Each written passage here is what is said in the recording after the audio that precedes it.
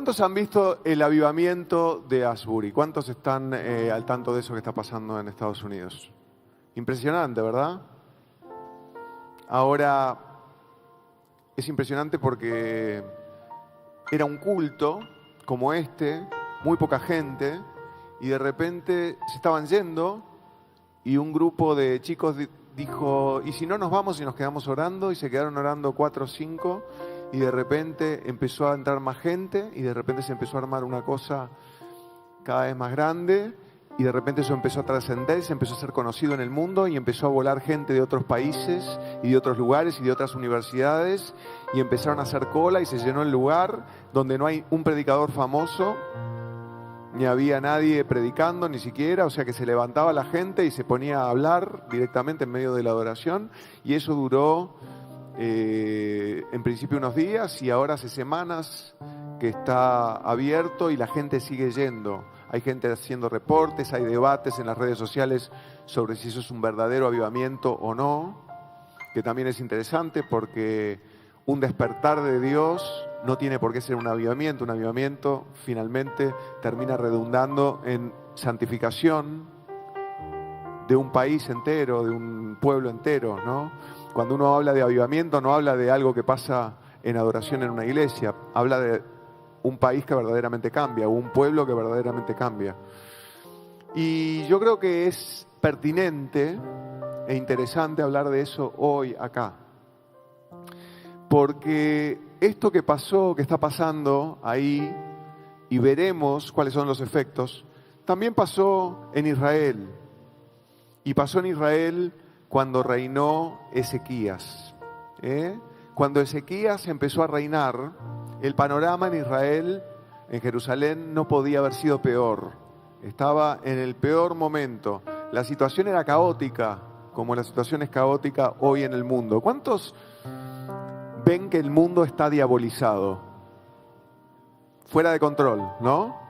O sea, pero no por lo que vemos por la televisión, sino por los embates que recibimos, ¿no? O sea, es como que todo se ha vuelto con una agresividad tan grande y una locura tan grande. Ayer leía de que una mujer rusa en un avión, también estaba viendo la noticia de las embarazadas rusas viniendo acá y qué sé yo, pero esto nada que ver. Esto es una mujer rusa en un avión en Estados Unidos, se metió en un baño, empezó a fumar, empezó a sonar la alarma, se desnudó y salió desnuda del baño del avión, amenazando con quemar a todo el mundo con el cigarrillo que estaba fumando. Y no podían, no podían aterrizar porque el avión estaba en el medio del mar, o sea que tuvieron que hacer un operativo para en el medio, o sea, están pasando cosas locas. Es como que el Espíritu Santo se ha ido retirando del mundo por la maldad que reina y es necesario un avivamiento y es necesaria una restauración. Y el mundo está cada vez más raro, Está más raro tu trabajo, está más raro mi trabajo, está más raro lo que vemos en las noticias, está más rara la situación económica, está más raro todo, ¿no? Vemos a la gente cada vez más agresiva, vemos gente que de repente nunca esperaríamos que haga cosas que termina haciendo y uno dice, ¿pero qué pasa? Yo a esta persona la conocía, ¿qué fue lo que le pasó? ¿No? Y yo creo que la guerra se ha intensificado. Simplemente, ¿no?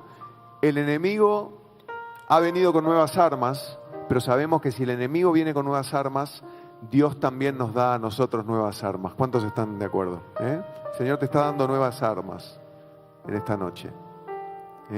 Y por eso voy a predicar este mensaje hoy sobre Ezequías y sobre la restauración. Porque te digo, el panorama en la época de Ezequías no podía haber sido peor. Y el panorama hoy no puede ser peor. Aún con el avivamiento en Asbury. Sabemos que el conocimiento de Dios llenará la tierra como las aguas cubren la mar.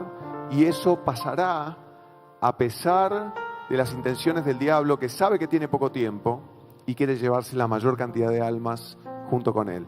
Pero para eso el Señor está buscando hombres y mujeres que tengan un corazón perfecto para con él. ¿Por qué? Porque está buscando gente que le pueda decir, como le dijo el profeta Isaías, heme aquí, envíame a mí. Y es interesante que Ezequiel, hoy cantando, justamente nos decía, nos incitaba a decirle al Señor, heme aquí, envíame a mí, ¿no? Y yo creo que esta iglesia está llena de gente que será usada por Dios. ¿Cuántos quieren ser usados por Dios? ¿Cuántos están esperando ese despertar? Porque dicen, bueno, yo quiero ser usado por Dios, pero el Señor, alguien me tiene que mostrar. Y yo te digo, el Señor te quiere mostrar. Vos no necesitas una estructura para servir a Dios. No necesitas que la iglesia te llame a una jornada de evangelismo. Vos podés servir a Dios en tu lugar de trabajo.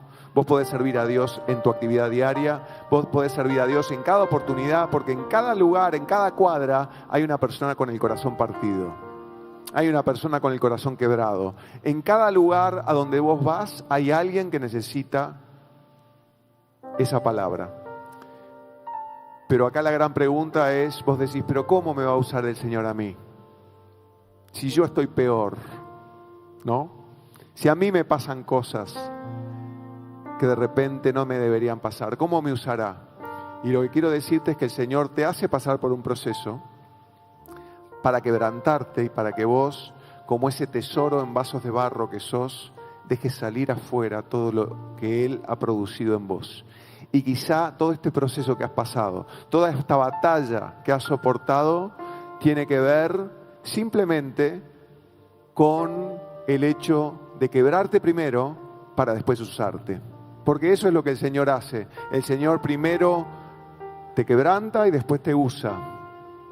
El Señor no puede usar una persona que está orgullosa de sí misma, ni puede usar a alguien que está cómodo con su vida. El Señor usa a aquellos que están quebrantados, a los humillados, a los contritos de corazón, a lo vil y a lo menospreciado de este mundo, y lo usa para avergonzar a los sabios. Lo hace para su gloria. Porque si no, ¿dónde estaría la gloria de Dios? Si Dios usara a la gente brillante, no se llevaría su gloria. Pero Dios usa a todos aquellos que creen que no pueden ser usados. Y hoy quiero alentarte. Porque capaz que vos pensás, Dios no me puede usar. Pero yo quiero decirte, Dios te puede usar. Pero antes, tiene que hacer una restauración. Decí conmigo restauración. Restauración. Y esto es lo que hizo Ezequías en Jerusalén. Dice en 2 de Crónicas 29, versículo 1, que comenzó a reinar Ezequías siendo de 25 años y reinó 29 años en Jerusalén. Una cantidad de tiempo, ¿verdad? El nombre de su madre fue Abías, hija de Zacarías, e hizo lo recto ante los ojos de Jehová, conforme a todas las cosas que había hecho David su padre. En el primer año de su reinado, en el mes primero, abrió las puertas de la casa de Jehová y las reparó. O sea, ¿qué hizo? Primero reparó las puertas. Digan conmigo, reparó las puertas. Hoy a la mañana hablábamos de cuáles son las puertas. Y los que estuvieron en el culto de la mañana escucharon el mensaje y hablamos de esto, que nosotros a veces le abrimos puertas al enemigo y andamos por la vida con las puertas no reparadas. Andamos por la vida abriendo puertas que no deberían ser abiertas. Y vos decís, ¿cuáles son esas puertas? Y bueno, hay unas puertas que son las puertas de tu mente. Hay un proverbio que leíamos hoy en la mañana que era: sobre toda cosa guardada, guarda tu corazón, porque de él mana la vida. Y sabemos que la batalla es en la mente y que el tentador viene a entrar por cualquier puerta que dejes abierta en tu mente. Por eso tenemos que cerrar la mente a todos esos pensamientos negativos que nos atacan todo el tiempo. ¿Y cuántos saben de qué les estoy hablando? Las maquinaciones, ¿no? No ignoramos las maquinaciones del diablo, pero nosotros también maquinamos muchas veces, ¿no? Y estamos angustiándonos, llenos de ansiedad por lo que puede pasar. Por eso leíamos la palabra de Pablo a los filipenses, en Filipenses 4, que dice: por nada estéis afanosos, sino sean conocidas vuestras oraciones peticiones y ruego delante del Señor con acción de gracias. Y lo que quiero decirte es que en ese momento, cuando vos le abrís las puertas de tu mente a esos pensamientos que vienen, muchas veces lo que estás haciendo simplemente es dejando que lo de afuera te intimide, y lo estás haciendo porque andás con las puertas abiertas. Otra forma, decíamos, de las puertas abiertas, de tener las puertas abiertas. Y a ver, yo no dejaría jamás las puertas abiertas de mi casa. ¿Quién las dejaría abiertas? Nadie en su sano juicio, ¿verdad? Como tampoco dejaría las puertas abiertas del auto. Y sin embargo, dejamos las puertas abiertas de nuestra mente. ¿Y cómo lo hacemos? Lo hacemos a través de mirar cosas que no debemos mirar, escuchar cosas que no debemos escuchar, llenarnos de noticias, de lo que los demás nos dicen, de la intimidación del mundo, mucha cosa. Y hay puertas también que se abren porque estamos viviendo nuestras vidas en forma incorrecta, con lo cual la reparación de las puertas tiene que ver también con la santificación de nuestras vidas. Y quiero decirte que si hay algo en tu vida que está incorrecto, eso es una puerta abierta. Y Ezequías reparó las puertas del templo, lo cual es una señal y nos tiene que hablar a nosotros de la reparación de las puertas de nuestra vida. Así que lo primero que hizo fue abrió las puertas de la casa de Jehová y las reparó. E hizo venir a los sacerdotes y levitas y los reunió en la plaza oriental y les dijo: oídme, levitas, santificaos ahora y santificad la casa de Jehová, el Dios de vuestros padres, y sacad del santuario la inmundicia, porque nuestros padres se han rebelado y han hecho lo malo ante los ojos de Jehová, nuestro Dios, porque le dejaron y apartaron sus rostros del tabernáculo de Jehová y le volvieron las espaldas, y aún cerraron las puertas del pórtico y apagaron las lámparas, no quemaron incienso ni sacrificaron holocausto en el santuario del Dios de Israel. Por tanto, la ira de Jehová ha venido sobre Judá y Jerusalén y los ha entregado a turbación, a execración y a escarnio, como veis vosotros con vuestros ojos. Y he aquí nuestros padres han caído a espada, y nuestros hijos, nuestras hijas y nuestras mujeres fueron llevados cautivos por esto. Ahora pues, yo he determinado hacer pacto con Jehová, el Dios de Israel, para que aparte de vosotros el ardor de su ira. Hijos míos, no os engañéis ahora, porque Jehová os ha escogido a vosotros para que estéis delante de él y le sirváis y seáis sus ministros y le queméis incienso. Ahora, qué interesante, ¿no? Lo que hace Ezequías es lo recto ante los ojos de Jehová. O sea, lo recto ante los ojos de Dios. Y no solamente repara las puertas del templo, sino que restaura una cantidad de cosas que ya no se hacían más en el templo. Y ahora vamos a analizarlas. Pero fíjense que el mensaje fundamental de Ezequías es: ustedes se asombran por todo este mal que les ha venido, se asombran por eso. Pero no se engañen, dice, no se engañen. Todo esto que les ha venido tiene que ver con la ira de Dios por que vuestros padres se rebelaron contra Dios e hicieron lo malo ante los ojos de Dios. Es muy clara la palabra, ¿no?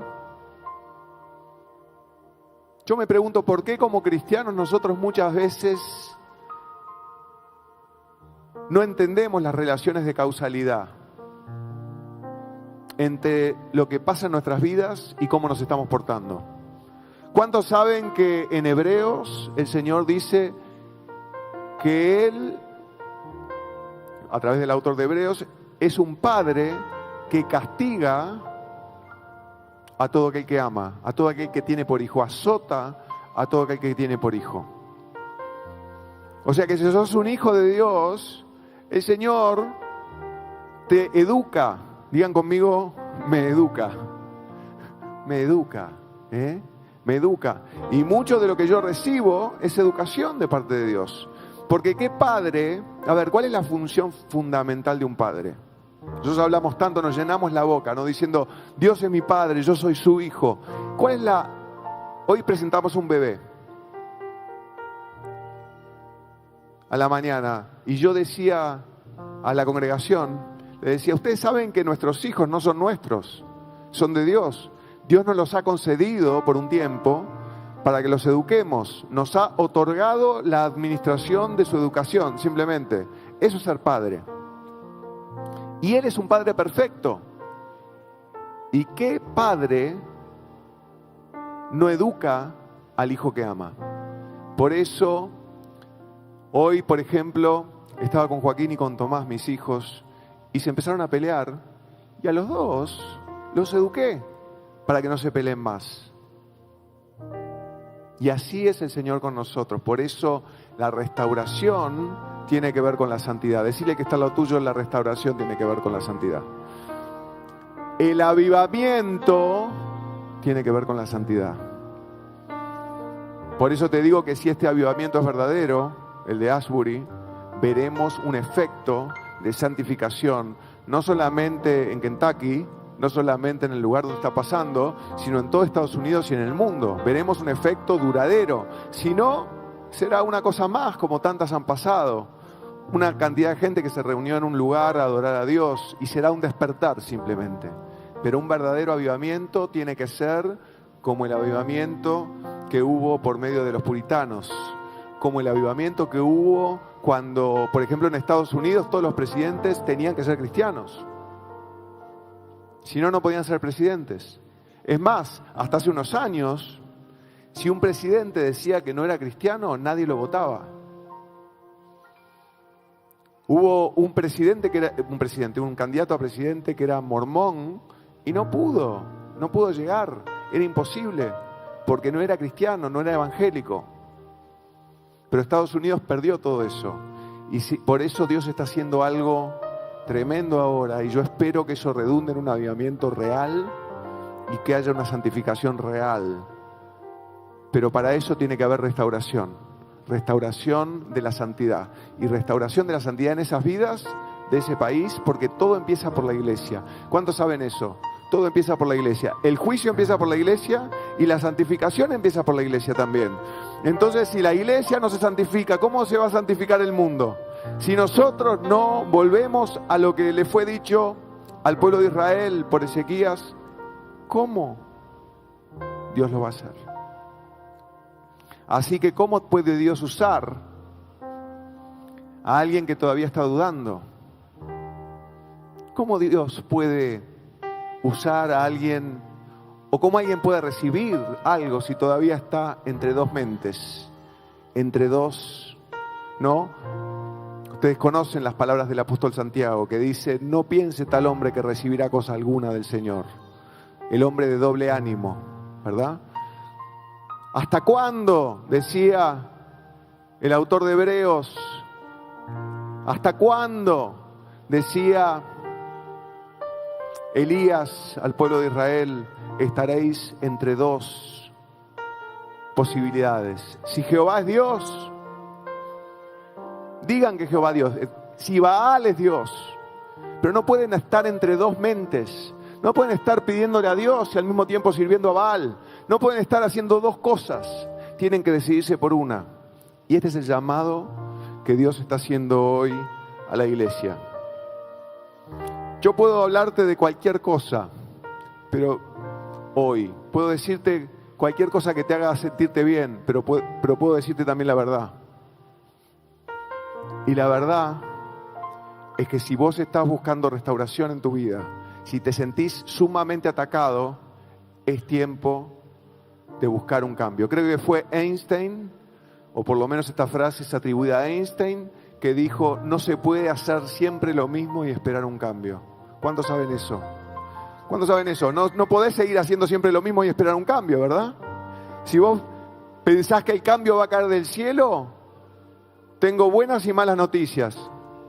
El cambio va a caer del cielo, pero tenés que tener los pies en la tierra. El cambio va a caer del cielo, pero vos tenés que usar esa fuerza que Dios te da para esforzarte en esa gracia y hacer lo que Dios te pide que hagas. Así que el Evangelio no es una píldora mágica, no es algo que vos te tomás y te cambia. El Evangelio es, el Señor te revela la verdad y vos lo seguís. Y nadie que ponga su mano en el arado y mire para atrás es apto para el reino de Dios. Nadie que mire para atrás es apto para el reino de Dios. El Señor te mira, te llama a mirar adelante.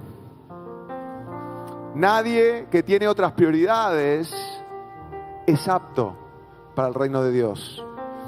El Señor, había muchos que querían seguirlo y le decían, pero yo te seguiré, Señor, pero espera porque tengo que ir a enterrar a mi padre antes o tengo que hacer tal cosa. Y el Señor les decía, no, deja que los muertos entierren a sus muertos. Y parecía duro Jesús en ese momento, ¿no? Uno diría, pero pobre, se le murió el padre, ¿cómo no lo van a ir a enterrar? Pero claro, nosotros no entendemos de repente esa cultura. En realidad no estaba diciendo eso. El que decía, déjame que vaya a enterrar a mi padre, de lo que estaba hablando es que primero tenía que ir a hacerse cargo de la entrega de la herencia. Tenía que hacer la sucesión y después seguirlo. ¿Entienden? Entonces, esa persona tenía las prioridades incorrectas. Estaba poniendo por delante sus cosas que las cosas de Dios. Y así el Señor no lo podía usar. Entonces le dijo, tenés que entender cuál es el costo de todo esto. Tenés que entender y calcular el costo de seguirme. Así que vamos a ver qué cosas hizo Ezequías que leímos acá. Lo primero que hizo, y vamos un poco de atrás para adelante, en lugar de adelante para atrás, lo primero que hizo fue, como decíamos, reparar las puertas y llamar a la santificación. Pero después restauró el altar en el santuario. ¿Qué quiere decir que restauró el altar? Quiere decir que volvió a haber adoración. Y de repente vos decís, bueno, adoración es lo que hicimos acá recién. Cantamos, adoramos. Y yo te digo, adoración es mucho más que música. ¿Cuántos saben eso? ¿Cuántos saben que no podemos llamar a la adoración música? Ni podemos llamar a la música adoración. ¿Cuántos saben que nuestro culto racional es presentar nuestros cuerpos en sacrificio vivo? Eso quiere decir presentar nuestras vidas al Señor para que Él haga lo que quiera. Ese es el culto racional, esa es la adoración verdadera. Es presentarle nuestras vidas al Señor para que Él haga lo que quiera. Por eso no toda la gente es discípula, porque discípulo... A ver, yo creo que no existe el cristianismo sin discipulado, pero al mismo tiempo quiero decirte que discipulado viene de la palabra disciplina. Discipular es la misma raíz de disciplinar. Y no hay gente que haya dejado de ofrecer sacrificio, porque eso era lo que había pasado. Habían dejado de ofrecer sacrificio. Y no hay gente que haya dejado de ofrecer sacrificio que pueda servir al Señor. O sea que lo que restauró Ezequías fue el altar en el santuario, porque el pueblo había dejado de ofrecer sacrificio en el altar porque había corrupción y había suciedad en sus vidas. Y sin altar, sin sacrificio, sin rendición de cuentas, sin la purificación con la sangre de Jesucristo, no puede haber avivamiento, queridos hermanos. Alguno dirá, bueno, es que no hay más hombres ungidos. Y yo te contesto como contesta un músico famoso, ¿cómo se llama? ¿Dónde están los hombres como Elías? Marcos Vidal. ¿Dónde está el Dios de Elías?, preguntan algunos. Y él dice, ¿y dónde están los hombres como Elías?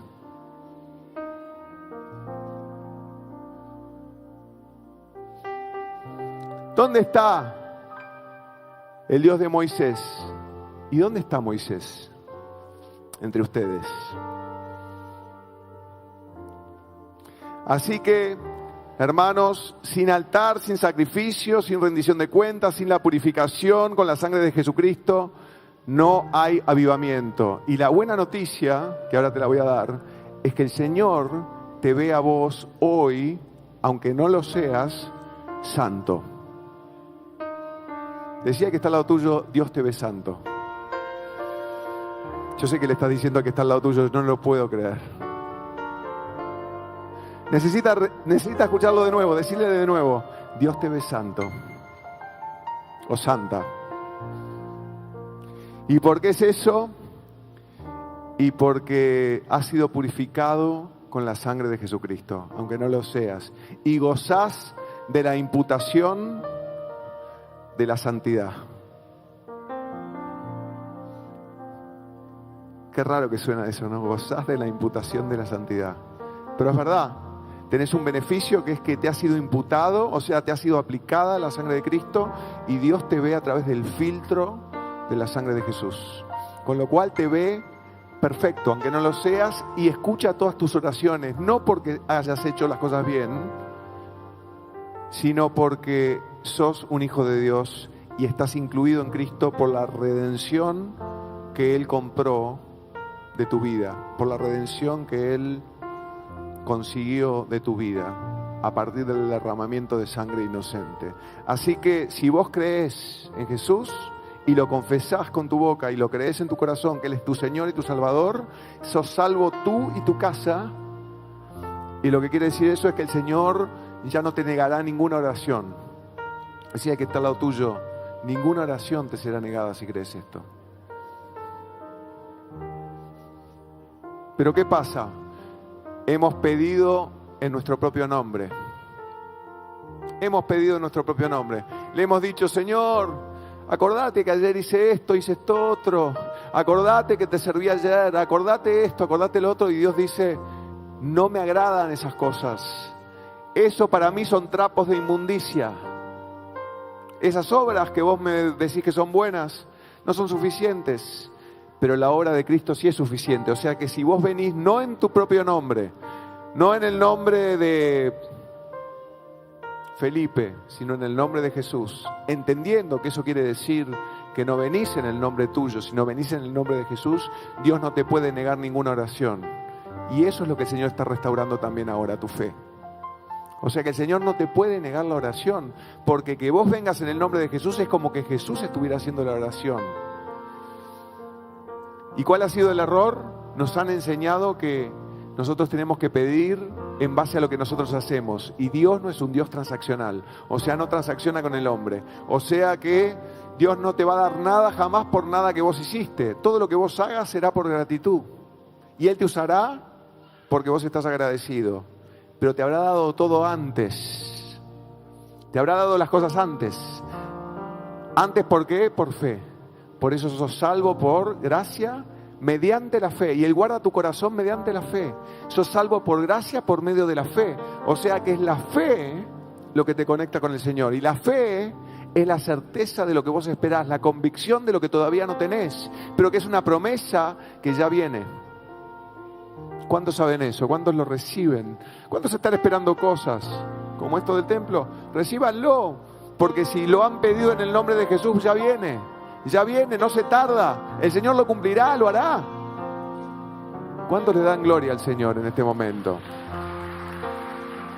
Acción de gracias, hermanos, porque ya viene. Ya viene. Y yo sé que esta palabra es para vos que la estás escuchando. Capaz que estás en tu casa. Ahora estás escuchando esta palabra y decís, sí, la recibo, Señor. Me tocó el corazón y la recibo. Si yo les dijera las veces que me pasó eso, en momentos dificilísimos, y alguien dio una palabra y me golpeó el corazón y la recibí, dije, eso es para mí, y después se cumplió. La cantidad de veces que me pasó. Y cómo pasan esas cosas de repente, después de años, ¿no? 30 años de repente, pidiendo lo mismo y no pasaba, y de repente, ¡pum!, en un momento, el Señor lo hace. ¿Cuántos están dispuestos a eso? Hace años que estás pidiéndole por lo mismo y no pasó nunca, pero ahora va a pasar. El paralítico de Betesda, o el ciego Bartimeo, o los leprosos que Jesús sanó, quién sabe hace cuántos años, o la mujer con flujo de sangre, 12 años en la misma, y de repente en un minuto, en un instante, el Señor puede cambiar todo, puede cambiar tu vida entera, si vos le crees y si venís a Él en el nombre de Jesús. Por eso, al restaurar los sacrificios, el Señor estaba hablando también de la redención por la sangre de Jesús, y eso debe ser restaurado en tu vida, la fe en su sangre. la fe en la sangre de Cristo. La sangre de Cristo está contra el diablo. La sangre de Cristo tiene poder. La sangre de Cristo es lo que ha comprado tu vida, y la sangre de Cristo es lo que está sobre tu casa, y la sangre de Cristo es lo que impide que el ángel de la muerte pueda tocar a tus hijos, y la sangre de Cristo es lo que impide que las plagas que atacaron a los egipcios no te ataquen a vos. La sangre de Cristo es lo que te cubre de enfermedad y lo que te cubre de muerte. Es la sangre de Jesús que está sobre vos en este momento.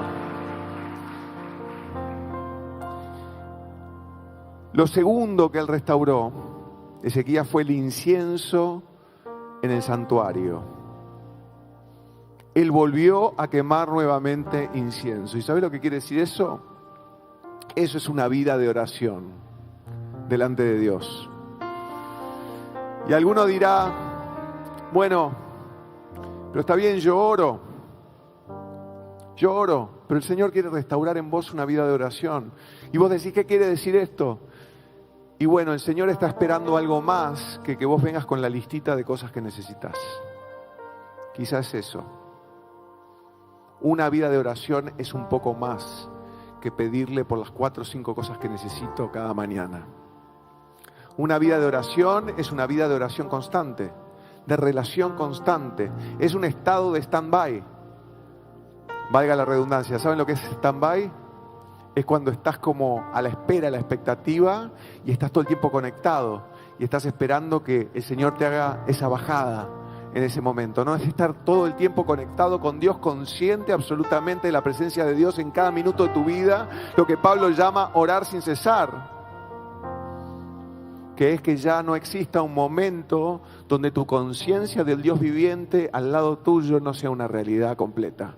Y que sepas que el favor de Dios te está acompañando todo el tiempo de tu vida. Y que en la casa de Jehová vivirás por largos días. Que bien y misericordia te seguirán todos los días de tu vida. Y que en la casa de Jehová morarás por largos días.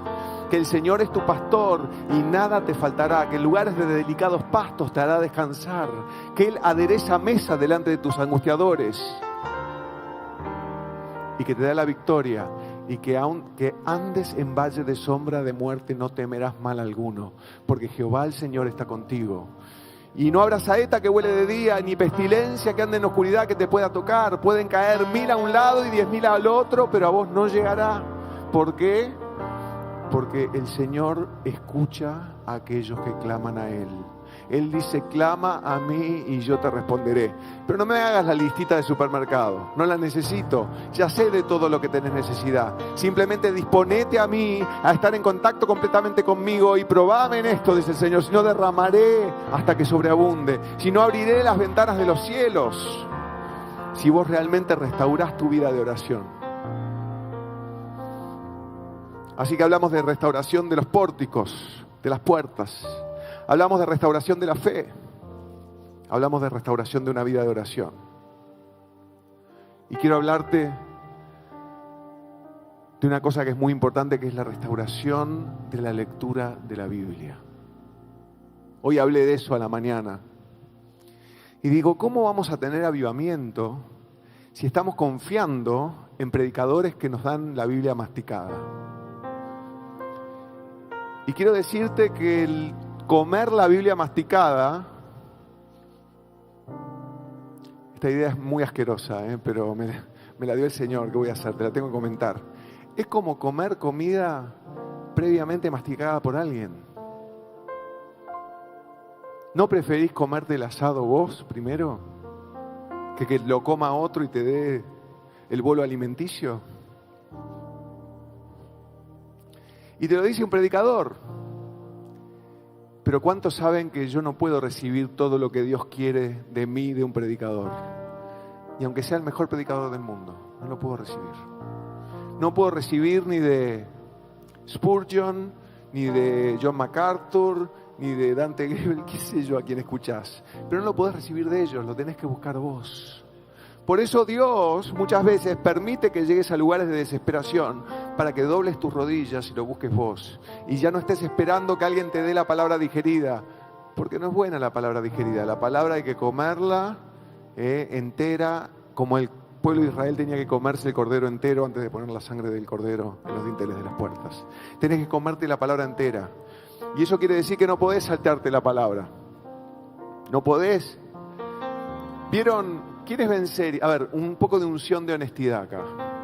¿Quiénes ven series?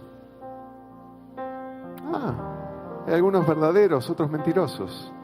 El Señor castiga la mentira de su pueblo, le quiero decirles. Bueno, escuchen, los que ven series, ¿qué pasa si yo te meto en el capítulo 5 de una serie por la mitad y vos ves 3 minutos del capítulo 5 de una serie? ¿Qué pasa con eso? ¿Entendés algo? Nada, ¿verdad? Lo mismo pasa con la Biblia. Nosotros estamos acostumbrados a eso. Hacemos bibliomancia, ¿verdad? Abrimos la Biblia en el lugar donde caiga y decimos, a ver, ¿qué tiene el Señor para decirme hoy? ¿No? Y pum. No sé. No se me ocurre nada, pero... No. Ojalá. Pero la mujer que tuviera el periodo será inmunda durante 7 días. ¿Qué querrá decir esto, Señor? ¿Que soy inmunda? No sé, ¿o no? ¿O qué querrá decir para mí? No, buscamos de repente, abrimos a ver qué nos quiere decir Dios, como si Dios hablara. Y Dios en su misericordia habla así a veces. Pero quiero decirte que esa no es la forma. La forma es, tenemos que leer sistemáticamente de Génesis a Apocalipsis. Otra pregunta para aquellos que tienen la unción de honestidad. ¿Cuántos leen todavía una Biblia de papel? Yo les tengo que confesar que no. Yo la leo en el iPad. Y es pésimo eso. Está buenísimo volver a leer la Biblia en el papel. ¿Saben por qué? Porque el papel es algo que puedo tocar y que no tengo que estar salteando. Todo ese salteo que uno puede hacer por internet es pésimo porque te ayuda a encontrar fácil lo que vos estás buscando, pero no lo que Dios quiere decirte. Vos no podés entender el sacrificio de Cristo si no leíste Levítico. Imposible. No podés leer lo que Jesús hizo si no entendés Deuteronomio. No podés entenderlo. Si vos no conocés Génesis, no podés entender jamás la doctrina de la depravación total del hombre. No la podés leer, no la podés entender. No podés entender lo que significa la semilla adámica. No podés entender por qué todos estamos destituidos de la gloria de Dios. Si no leíste Isaías, no podés entender cómo Dios se siente con respecto al pecado de su pueblo. Es imposible. Vos no podés leer solamente Salmos, Proverbios y el Evangelio, o los Evangelios sinópticos. No podés leer solamente eso. Tenés que leer de Génesis a Apocalipsis. Por eso te digo, tenés que leer sistemáticamente. Y yo quiero desafiarte, hoy desafío a los de la mañana, quiero desafiarte a leer la Biblia en 4 años. No la Biblia en un año. ¿Vieron que está la Biblia en un año? Y te dice el plan de lectura y leete Hebreos 2 y leete, no sé, Génesis 3. Y vos decís, ¿qué tienen que ver Hebreos 2 con Génesis 3? Nada, es simplemente una máquina que te está mezclando dos capítulos de algo que no tienen nada que ver. Bueno, yo como la Biblia tiene como 1189 capítulos o algo así, te desafío a leerte un capítulo por día en forma sistemática, empezando por Génesis 1 y terminando por Apocalipsis 22. Terminando al final de todo.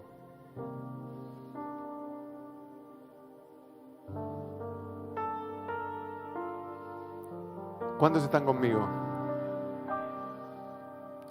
Porque no podemos saltear, tenemos que volver a las cosas básicas. ¿Saben los buenos equipos cómo se forman? ¿O qué tienen en común los buenos equipos? Los buenos equipos hacen bien las cosas básicas. Decía que está lo tuyo, los buenos equipos hacen bien las cosas básicas. ¿Qué hacen los buenos equipos? Escuchen, buen equipo de fútbol. ¿Qué hace bien un buen equipo de fútbol? ¿Qué cosa hace básica? Está bien entrenado, por ejemplo. Corren. La ventaja que tiene un buen equipo de fútbol no es solamente en la destreza técnica. Muchos equipos europeos no solamente tienen grandes jugadores, sino además los tienen muy bien entrenados. Por eso después agarran a uno de los nuestros de repente, y obviamente nosotros tenemos a Argentina campeón del mundo, pero no se olviden que todos esos jugadores están entrenados en Europa. Y están entrenados en Europa, ¿qué quiere decir? Que los entrenan bien, los hacen correr y correr y correr y correr para que sean imbatibles y no paren de correr. Entonces, ¿qué tiene que tener un buen equipo de fútbol? Todos tienen que correr mucho y tienen que correr rápido. Si no, no pueden jugar, por más buenos que sean. Entonces, que tiene un buen equipo de fútbol, hace bien las cosas básicas, está bien entrenado. Después, la destreza individual es un asunto, les diría, menos importante que el equipo esté bien entrenado. Lo mismo pasa en el tenis, en cualquier deporte. Vos podés tener una persona que tenga un drive genial o que tenga un revés genial, pero si no, esa persona no corre, no llega a las pelotas. Lo primero que tiene que hacer es estar bien entrenado. Lo mismo pasa en cualquier deporte. El entrenamiento es importante y un buen equipo tiene que estar bien entrenado. ¿Y sabés lo que quiere decir estar bien entrenado? En nuestro caso, conocer la palabra de Dios de memoria. Y si yo fuera muy honesto hoy, les digo, yo creo que sé poco de memoria de la Biblia. Y yo sé bastante de la Biblia de memoria. Y sé poco. Tendría que conocer muchos más versículos de memoria. ¿Sabes por qué? Porque en el momento en que el diablo viene a acusarte, vos le tenés que decir, escrito está. En el momento en que el diablo viene a condenarte, vos le tenés que decir, escrito está, y tenés que saber que está escrito. No podés decirle cualquier cosa. Tenés que decirle lo que está escrito. Y ese es tu poder. Así que, restauración de la fe, restauración de las puertas, restauración de la santidad, restauración de la vida de oración y restauración de la lectura de la palabra de Dios. Finalmente, quiero decirte, el Señor quiere que vos pongas, como Ezequiel, la mira en Él, la mirada en Él, los ojos puestos en Él. Sabés que muy arriba, en el monte de Sión, las flechas no llegan. Cuando vos estás muy arriba, no llegan las flechas. Si estás muy arriba, lo que pasa abajo no te afecta. Los problemas no te afectan. La razón por la cual nuestros problemas nos están afectando tanto es porque estamos viviendo muy abajo. Es abajo donde la batalla arrecia. Cuando vos levantás como las águilas, ya no hay batalla arriba. Arriba hay paz, abajo hay guerra. Por eso el llamado de Ezequías a la restauración tiene también que ver en total, en toda su totalidad, como lo leímos, con la restauración de nuestra vida espiritual. Porque quiero decirte una cosa, y quiero que se lo digas al que está al lado tuyo. Vos no sos un hombre carnal o una mujer carnal buscando una vida espiritual. Vos sos una persona espiritual que tiene una vida carnal, que es distinto. Decíselo al que está al lado. Decíselo. No se acuerdan ni qué les dije, ¿no? Vos no sos una persona carnal que busca una vida espiritual. Vos sos una persona espiritual que tiene una vida carnal. Estás en un cuerpo, pero sos creado en el espíritu. Desde antes de la fundación del mundo. Y vos tenés que entender eso, que Dios te bendijo, ¿dónde? Con toda bendición espiritual, ¿dónde? En los lugares, ¿dónde? Celestiales, en Cristo. No en los lugares terrenales, sino en los lugares celestiales. Entonces, si vos querés la bendición, tenés que subir arriba. Restaurar tu vida espiritual. Si vas a seguir reptando, y quiero decirte, al no leer la palabra, al llenarte de noticias inmundas, al estar muy inmiscuido de lo que pasa en el mundo, al no tener la palabra de Dios en la punta de la lengua, al no tener una vida de oración, lo que estás haciendo es seguir reptando. Y si vos estás reptando, te comes todos los baches. Y comes el polvo de la religión. Porque ¿qué es la religión en el fondo? La religión, y no estoy hablando de la religión sin mácula, estoy hablando de la religión tal como lo entendían los judíos, fariseos en las épocas de Jesús. La religión es tratar de hacer como que Dios está cuando Dios en realidad no está. Yo desarrollo un sistema de ritos y liturgia que le hace creer a la gente que Dios está y en realidad Dios no está. ¿Y cómo podemos ser engañados por eso? Por un sistema vacío de tradiciones humanas, de cosas que Dios jamás dijo ni jamás pidió. Por eso Dios no puede ser metido en una caja. Dios nos sorprende. ¿Y cómo nos sorprende? Los últimos serán los primeros. Al que tiene se le dará más, al que no tiene, aún lo que tiene se le quitará. Dios nos sorprende. No podemos meter a Dios en una caja. Dios se manifiesta en lo impensado, en lo impensable. Dios es un Dios que no puede ser metido en estructuras humanas. Dios es un Dios que no vive en la religión del hombre. Dios es un Dios que no vive en medio de liturgia y ritos humanos. Dios no vive en una estructura de culto como la que pensamos nosotros. Dios es mucho más grande que todo eso. Por eso, si querés buscar a Dios, tenés que ir arriba. No podés quedarte abajo. Tenés que restaurar tu vida, santificarte, porque Él no viene a buscar a una novia contaminada. Él viene a buscar a una novia vestida de lino fino, a una iglesia sin mancha y sin arruga, a la cual destinó desde antes de la fundación del mundo para alabanza de la gloria de su gracia.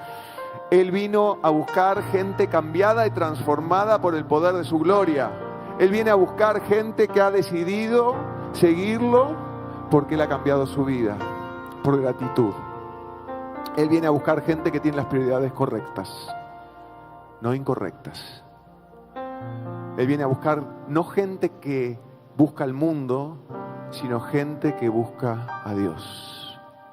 Porque todo lo que hay en el mundo, los deseos de la carne, los deseos de los ojos y la vanagloria de la vida, no procede del Padre, sino del mundo. Y la enemistad con el mundo es amistad con Dios, y la amistad con el mundo es enemistad contra Dios. Por eso hoy tenés que tomar una decisión, y la decisión es: ¿seguiremos reptando o seremos restaurados? Pregúntale que está al lado tuyo. ¿Seguiremos reptando o seremos restaurados? Acá abajo la batalla arrecia, acá abajo la tormenta es fuerte, pero no vamos a caer. Aunque la tormenta pegue fuerte, no vamos a caer, porque el Señor nuestro Dios está con nosotros y Él no nos dejará ni nos abandonará. Él no dejará nuestras vidas sin restauración. Hemos pasado por cosas difíciles, sí hemos pasado, pero viene el tiempo en que Él te sorprenderá. ¿Cuántos lo toman ahora? Y viene el momento en que Él te sorprenderá y Él hará un avivamiento verdadero entre nosotros. No solamente una cosa de la boca para afuera, no solamente un evento, sino que hará un cambio profundo en nuestras vidas. Y eso viene para esta iglesia, eso viene para vos hoy, si lo recibís. ¿Y por qué te digo que viene para vos? Y porque no lo podés lograr en tus propias fuerzas, es imposible. Todo esto que yo te dije, ¿tratás de hacerlo en tus fuerzas?